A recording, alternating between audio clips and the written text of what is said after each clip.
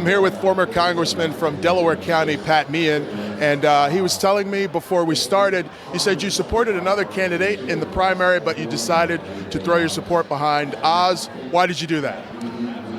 Well, I think first and most important, this was going to be one of the most critical seats anywhere in the country that Pennsylvania may very well determine whether or not there's a Republican majority in the Senate.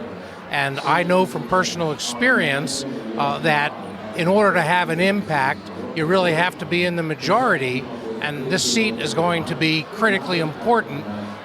Having a person like Oz, who I think can represent the state well, was important to me as well.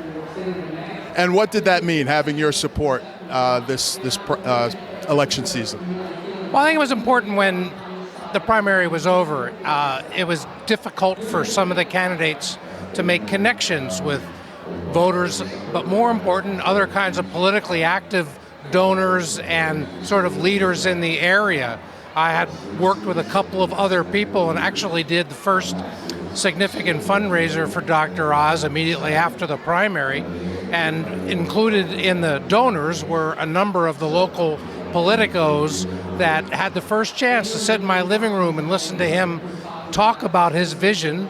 And I think they really left impressed, feeling I know that guy better than I thought coming in. And it was the beginning of what a campaign is, creating connections one by one that help you begin to build an identity. And it was important to give that start in the aftermath of what was a very bruising primary.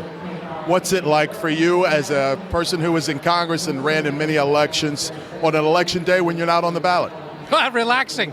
Yeah, I did 26 years of public service and loved it all, but it's nice on a night like tonight not to have to sit here and worry about the numbers. I managed campaigns for Rick Santorum and Arlen Specter, both two of the toughest Senate races, an Ernie Priate race where we were up until 3 or 4 in the morning watching the numbers come in from all over Pennsylvania. So it's a lot nicer on this side where you want to bring home a victory, but you're not sitting there counting the numbers yourself.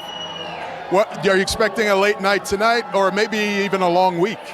Yeah, I think it's going to be a late night tonight. I mean, it's traditionally, and has every possibility to go into something we don't know for a day or two, both with complications that always seem to arise, the closeness of the race, and who knows whether some of these issues that are being litigated may actually have an impact in terms of ballots that may or may not, be honored. So we'll see what could make a difference and what will likely be a very close race regardless.